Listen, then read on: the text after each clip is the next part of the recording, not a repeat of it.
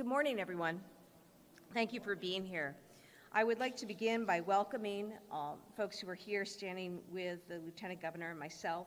We have from our administration, our Secretary of Health and Human Services, Kate Walsh, our Commissioner of Public Health, Dr. Robbie Goldstein, our Undersecretary of Consumer Affairs and Business Regulation, Leila D'Amelia, and our Acting Commissioner of Insurance, Kevin Began.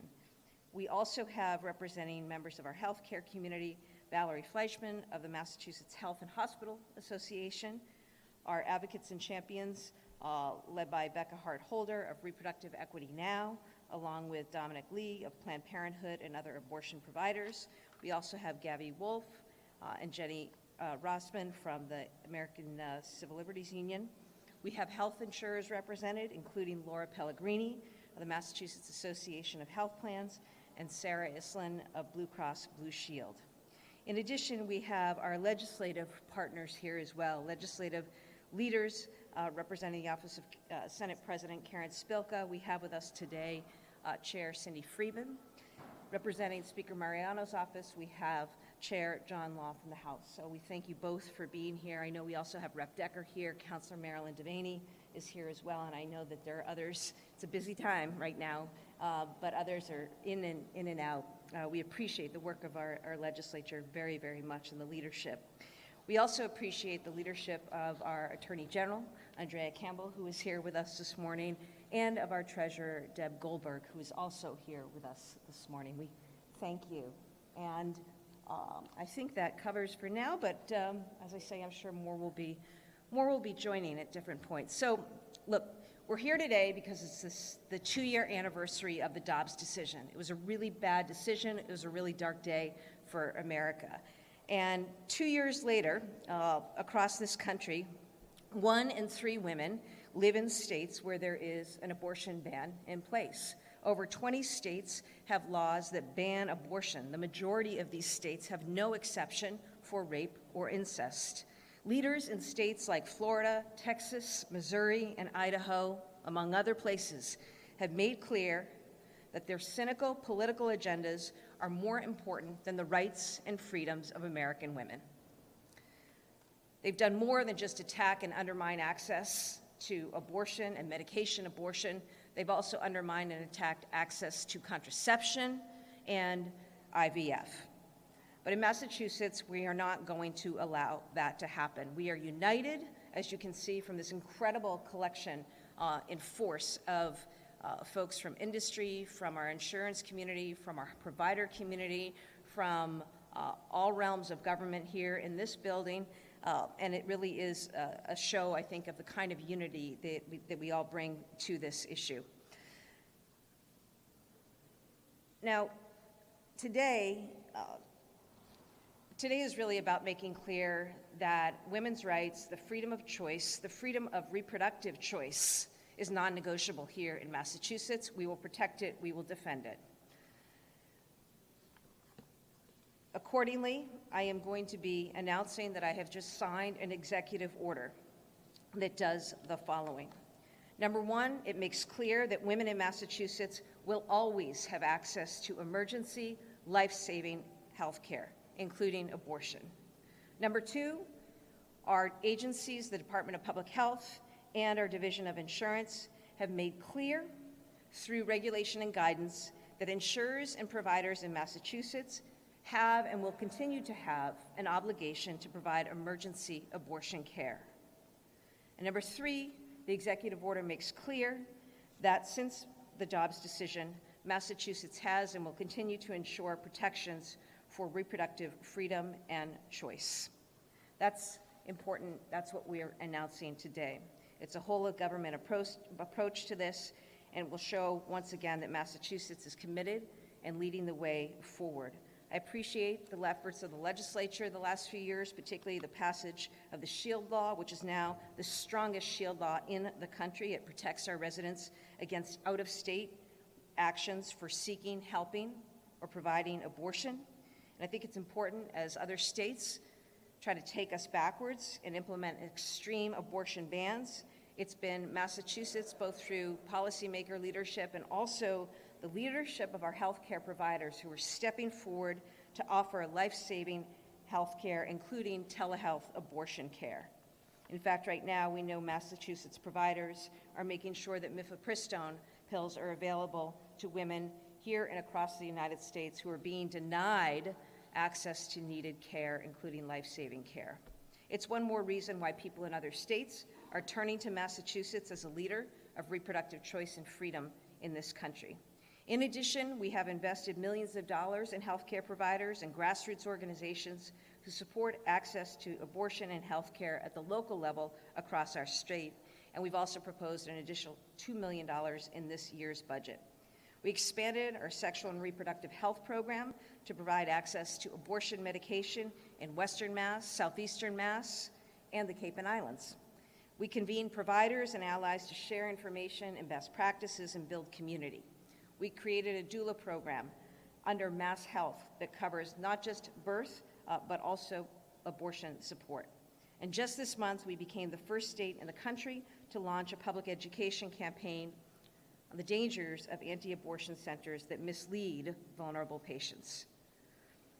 We know that our leadership here matters, particularly in this time, and it's why we have continued to take immediate action at every turn, including proactive action. And part of what we're concerned about this week in particular is that the Supreme Court is about to hand down a decision that will decide whether or not a law in Idaho, which essentially says to women, you may be in a terrible situation, your life may be on the line, but if you're a pregnant person and your life is on the line, you are not going to receive needed emergency life-saving treatment until and unless you are reaching the point that your life is actually on the line. And we know what this has meant already for women in Idaho who've had to be helicoptered from the state, pregnant women who've had to be helicoptered from the state in order to receive life-saving emergency care.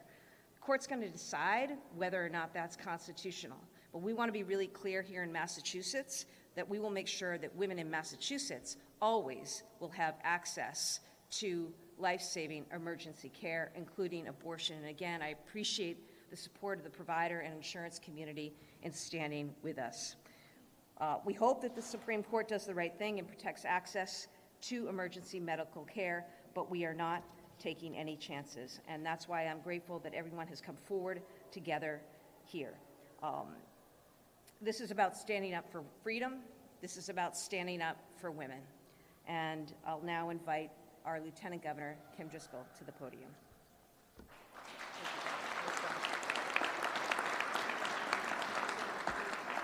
Thank you, Governor, and thank everyone for being here. I mean, look around this room. Mark this day. We're here to be clear that all across our government, we're aligned and strong in our belief that no one should be denied the freedom to control their own body, and no one should come between a woman and her health care. We're standing up not only for women in Massachusetts, but women around this country. It's unconscionable what we've seen happen in other states, stripping away rights, putting millions of women in real danger, and even threatening providers with criminal prosecution for providing life-saving medical care. In Massachusetts, we are protecting women's health and freedom. It's who we are as a state. We lead with skill, we lead with our compassion, and we will never stop. Under this governor's leadership, Massachusetts is a national leader on reproductive freedom. Other states look to us when it comes to assessing reproductive freedom and standing up, and we always will be. It's now my honor to introduce Dr. Robbie Goldstein, our Mass Commissioner of Public Health.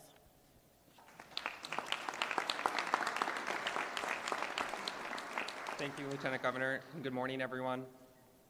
Our work at the Department of Public Health is to promote and protect health and wellness for all people in the Commonwealth.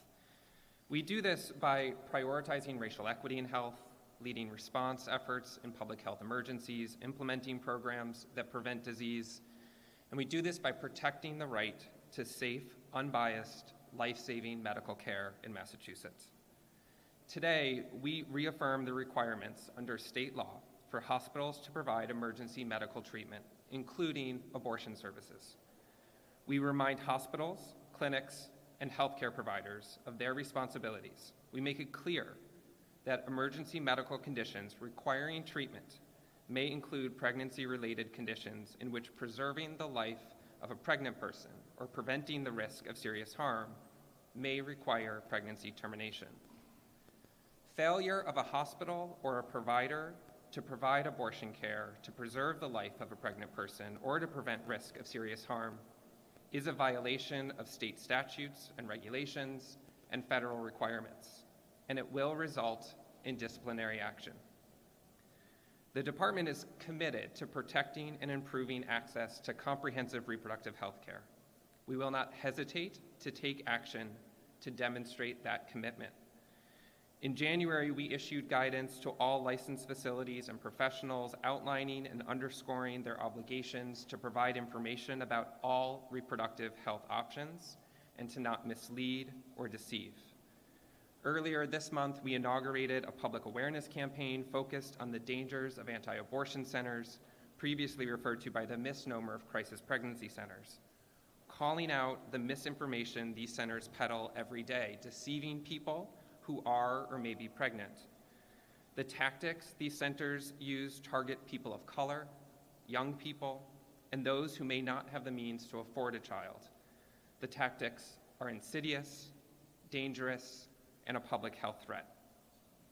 Our work in abortion access includes stockpiling mifepristone, developing a medication abortion toolkit for public colleges and universities, providing grants to support infrastructure and security, funding a medication abortion fellowship. But preserving reproductive rights is embedded in something greater than fellowships, medications, and information.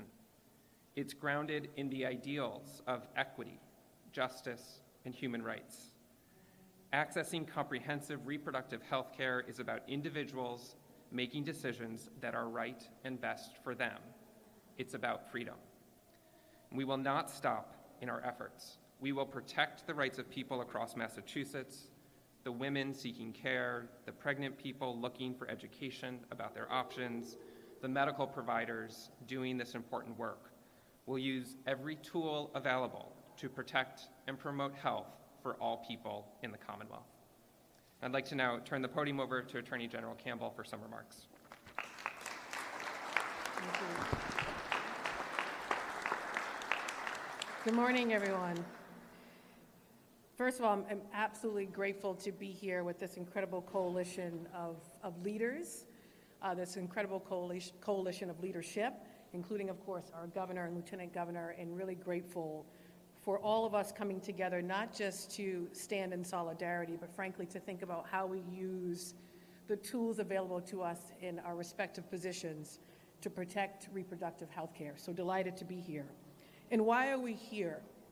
We're here because 2 years ago today, the Supreme Court in the Dobbs decision eliminated abortion protections for Americans. And since that decision, states across the country have begun a full-on attack on bodily autonomy, including banning access to abortion care, and in some states criminalizing providers and patients who seek this necessary health care.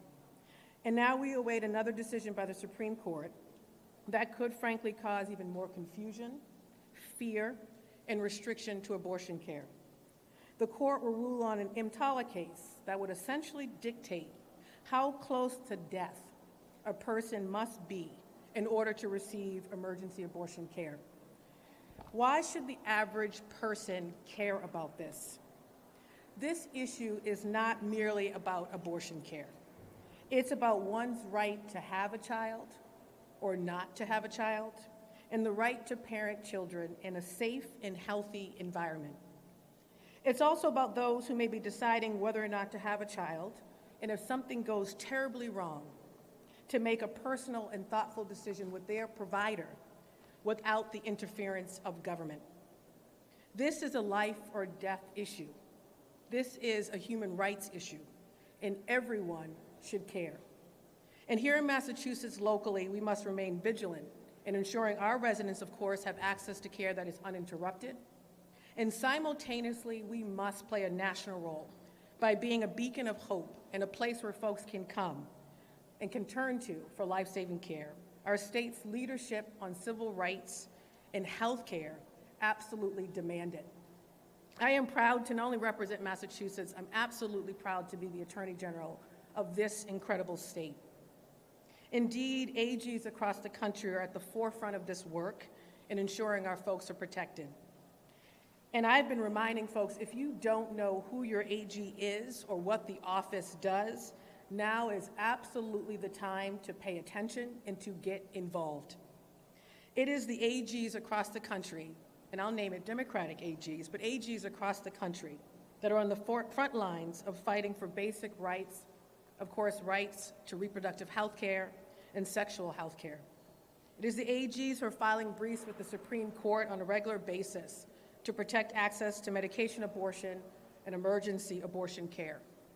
It is the AGs who are taking on, of course, misinformation that are coming out of CPCs in partnership with our health agencies within our respective states. And I am proud that as the Massachusetts Attorney General, I've been asked to lead a national working group on reproductive rights to defend not only those rights, but also to defend the rights to access to contraception and everything having to do with access to gender-affirming care. It's all related.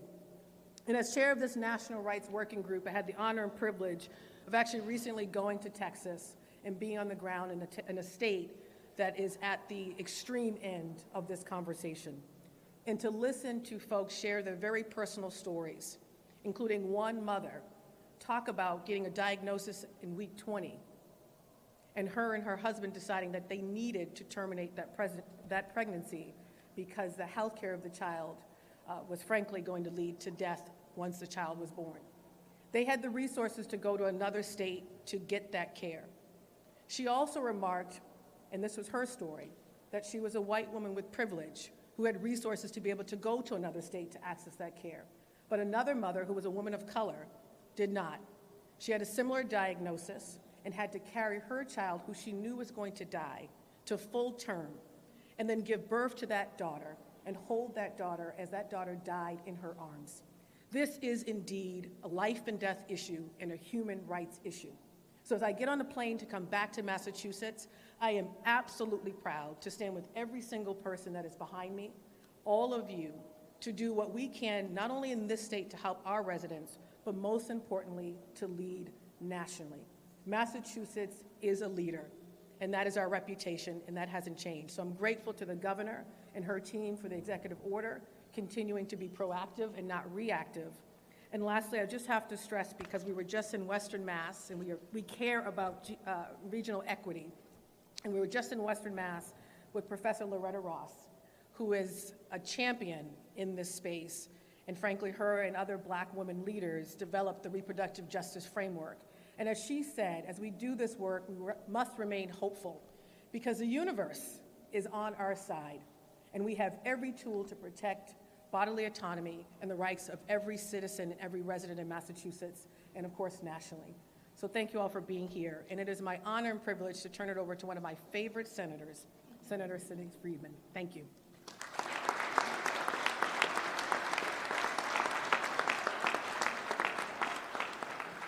Thank you, Attorney General Campbell, and to our Governor and Lieutenant Governor for allowing me to say a few words. We should be beyond grateful, and never forget what we have in an administration that takes this so seriously and is so proactive.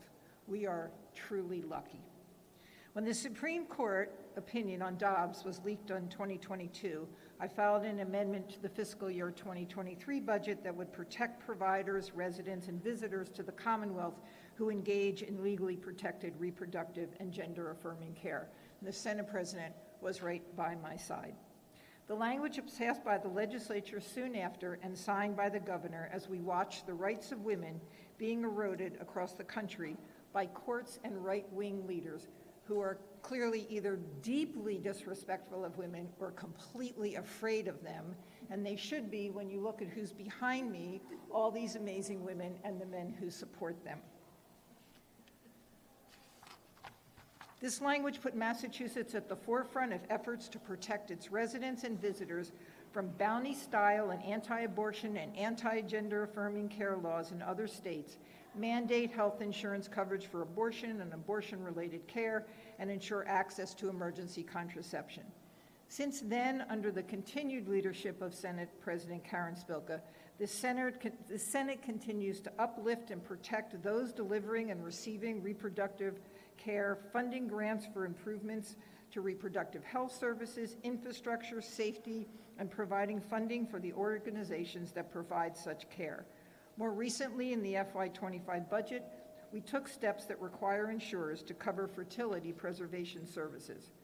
The Senate President also called together a Senate working group on reproductive care at the beginning of the legislative session to ensure that we not let up on our efforts to secure the right to choose here in Massachusetts. I can assure you that the Senate will always be actively supportive of all efforts to protect women's access to safe and available reproductive health care, and we stand proudly on the right side of history.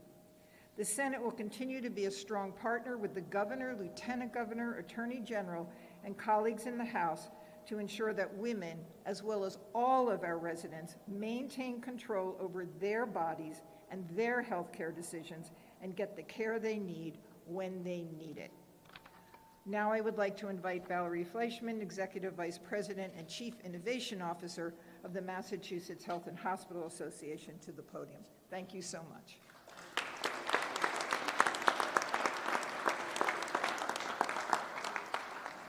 Thank you. Thank you, Senator Friedman, for your leadership. And a big thank you to Governor Healey and Lieutenant Governor Driscoll and all of the incredible leaders who are gathered here today.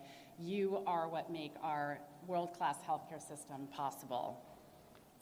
I am here proudly representing hospitals, health systems, and providers in the Commonwealth. And I'm here to reiterate a pledge that we made 2 years ago when the Dobbs ruling was handed down.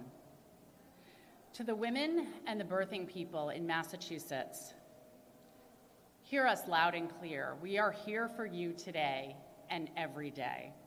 And we will not stop fighting on your behalf, not just to preserve, but to expand the safe and accessible reproductive care you deserve. 2 years ago, June 24th was a dark day. But in the time since, it has become exceedingly clear that the Supreme Court decision is no match for the will and resolve of Massachusetts. Our hospitals and health systems have been working daily to secure protections for our caregivers that are at the heart of these services, to inform patients of their rights, and to ensure that our state remains a beacon for access for reproductive care for all. And none of this would be possible without strong, proactive leadership. We are enormously fortunate to have a governor and a state legislature that shares our urgency on these issues. They have stood with us and us with them every step of the way. And we do not take their advocacy, their actions, or their courage to lead for granted. Today's executive order is yet another purposeful and powerful step toward preserving emergency abortion services here in Massachusetts, services that are often life-saving. Governor Healey, MHA, and our members applaud your leadership on this important measure. It will once again allow our hospitals and healthcare providers to remain prepared for anything that comes their way. It will allow them to continue to do what they do best, to care for patients, and to do that without fear or apprehension. And most importantly, it protects our patients in the Commonwealth. Abortion care is health care. Gender-affirming care is health care. Reproductive care is health care. And here in the Commonwealth, we will do everything necessary to keep it that way. On behalf of caregivers in our Commonwealth, thank you again for your leadership and for having me here today. It is now my pleasure to introduce Rebecca Hart-Holder, President of Reproductive Equity Now.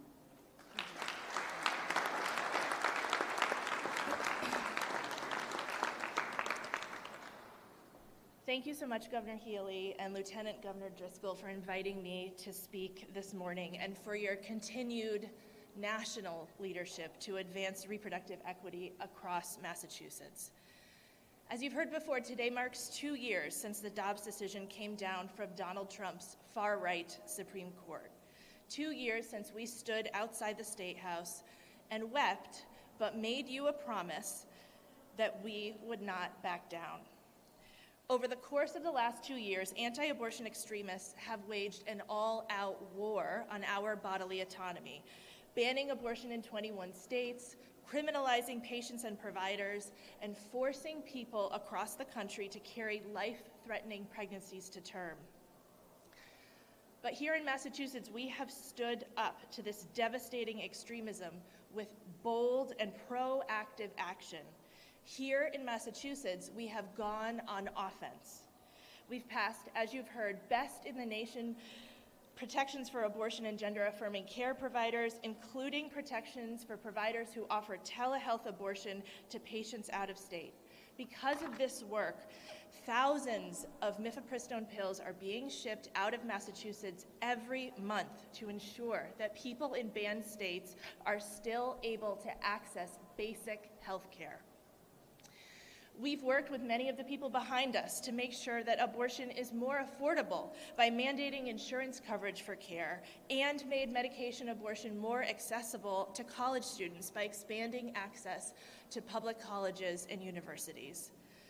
We've secured nearly $20 million for abortion access in the state budgets, making it clear that Massachusetts budgets reflect Massachusetts values. And the governor, under her leadership, stockpiled 15,000 doses of mifepristone in advance of the Supreme Court's decision in the mifepristone case. In partnership with the Attorney General, we launched the Abortion Legal Hotline to connect patients and providers with pro bono legal advice on their rights to offer and obtain abortion care. And today we launched a $75,000 ad campaign across the state to amplify the hotline as a resource for people to get trusted answers about accessing abortion. We worked with Commissioner Goldstein and with the Healey-Driscoll administration to launch the nation's first state-funded public education campaign on the dangers of anti-abortion centers. And now, with the House's passage last week of a comprehensive maternal health care bill, we are on the road to passing that bill. And I want to be clear, there is a direct correlation between abortion bans and the safety of labor and delivery. But we have a hard truth to face. There is more work to do. Unfortunately, the Dobbs decision is not the end game. It is a midpoint in the attack on our basic right to control our reproductive destiny. Right now, we await another Supreme Court decision that will decide whether pregnant people should be able to access life-saving and life-stabilizing abortion care in the case of a medical emergency. Essentially, the court will decide, probably this week, whether patients experiencing pregnancy complications should be able to live. Anti-abortion extremists want to put politicians in exam rooms. They want to stand in the way of emergency medical care, and they want to ban abortion in all circumstances, no matter the consequence to people's health. But here in Massachusetts, we are not going to let that stand. We are so proud to have worked with the Healey administration on the creation of this executive order. This EO will ensure that hospitals in our state continue to treat abortion care as the life-saving and life-affirming care that it is. This executive order will continue to make Massachusetts a beacon for reproductive health care in a post-Roe world, no matter what the U.S. Supreme Court does. This executive order will save lives. Thank you, Governor Healey, for your continued leadership, your bold vision, and your relentless commitment to going on offense in a post-Dobbs world. It's my pleasure to introduce my favorite governor, Maura Healey. Thank you, everybody. Many thanks to all of our speakers and to all of our attendees. A lot of people here worked really, really hard over the last few weeks, including folks from our office and our legal office, working with DPH and DOI in particular, but with all of the folks represented here, because we wanted to put forward the most comprehensive and the most thoughtful and proactive executive order that we could. So thank you all, and I just want to say special thanks to the providers out there who are doing this work every single day under any number of threats, and we really appreciate them and their work so much. With that, we're happy to take questions on topic.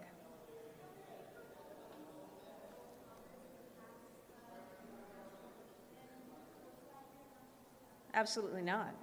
Absolutely not. I won't put one dime or any energy or effort or personnel into enforcing laws that are a direct violation of freedom and women's freedom and autonomy and the right to make decisions for themselves and the right to access needed health care. So, you know, that's my position. It's also really important that we make sure that we enshrine in law and in policy and regulation and in guidance and in practice, which includes having sufficient numbers of providers. Again, we appreciate the nurse practitioners, the nurses, the doctors, the doulas, all who are in this space, and we know we need to do more and need to do more to support them too in the work that they're providing, particularly at a time where we're seeing increased utilization here in Massachusetts. Because for those who think that those bans in 21 other states don't have an impact on Massachusetts, we want to be really clear. This impacts everyone in Massachusetts. All of this stuff that's happening at the national level impacts our state. It's the reason why hundreds more women have had to travel great distances in some instances to Massachusetts for needed care. And what that means for existing providers is that they have to really work under a lot of strain because they've got an existing capacity that they want to be able to meet. So it puts people at risk. We've got our insurance companies represented here too, and also our providers. The other thing that happens with all these bans is that they push people away from earlier stage needed abortion. Remember, there are all sorts of reasons why women need abortion, okay? And what happens is you force women in these other states to forgo earlier stage abortion that is safer, that is more effective, and that does not pose risk to a woman. And also, what you're doing is you're forcing them to later stage care in other states, which again, only contributes more to capacity challenges here, puts women more at risk, and also ends up costing a lot more. So, you know, these are all reasons why Massachusetts, to be clear, we are not in a bubble. And you know there is not a state right now in this country that is more aligned in collective commitment to making sure that we protect women and that we protect freedom. There's no state more aligned. It is also the case that all of us in Massachusetts are at risk and threatened and harmed by these draconian extremist agendas and positions, whether they're perpetrated by state legislatures or Republican governors, or whether they come from our own United States Supreme Court.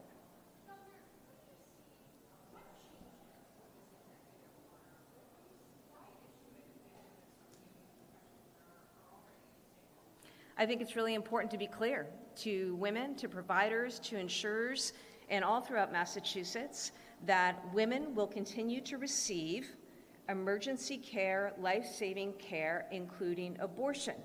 We anticipate a decision from the United States Supreme Court this week.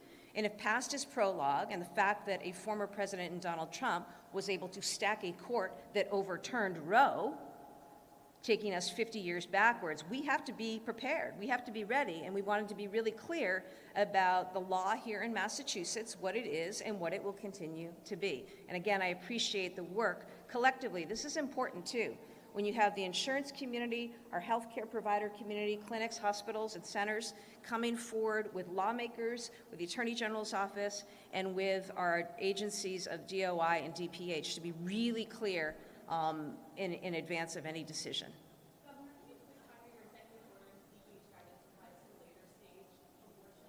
Sure, I'll let Commissioner Goldstein take care of that. Yeah, so this guidance applies to all stages that are legal under the current Massachusetts law and in the context of the current Massachusetts Constitution. So it does apply to later stages as well. It just makes very clear what are the requirements of healthcare providers and healthcare facilities.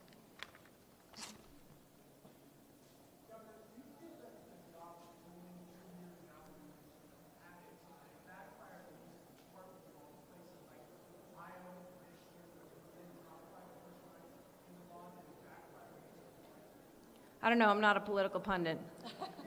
But I'll tell you this, there are a lot of people across this country, across the political spectrum, who understand that this is about freedom. This is about a woman's ability to make choices for herself, for her family, for her life. And I think that most Americans get that in states all across this country. And I think that it will continue to be an issue that is front and center, as it should be, because it could not be more clear. If you follow what has happened, not just with respect to courts, which, by the way, are not just the Supreme Court, there are federal courts that have been populated by extremist anti-abortion judges over the last few years.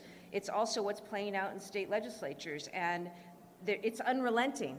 Because it wasn't enough to curtail abortion or to curtail medication abortion. Then they went after IVF. Then they went after contraception. The beat will go on and on and on, which is why you see so many people standing up in force, so many people outraged about what's happening, and it will continue to be front and center, I know, over the next few months, because the contrast could not be more stark.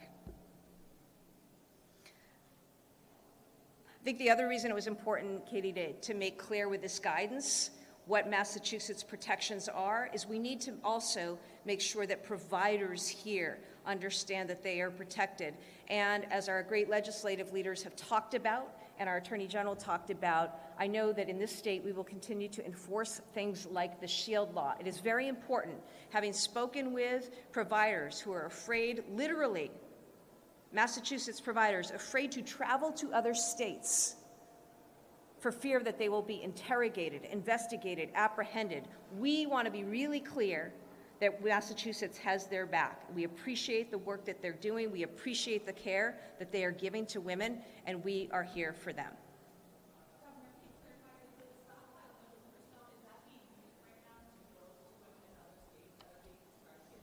No, it's currently a stockpile that's held. And we're going to continue to hold on to that stockpile because I don't trust for a minute what the Supreme Court might do or what others might try to do in a Department of Justice or elsewhere. Thank you.